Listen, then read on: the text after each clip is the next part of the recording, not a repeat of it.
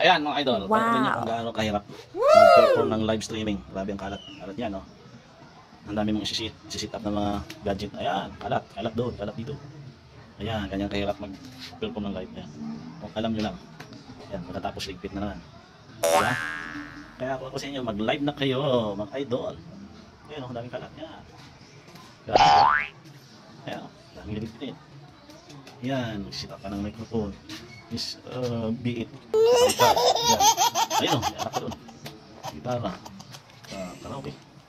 Yan. Ayun, hindi ko pa nagamit yung lights. Wow.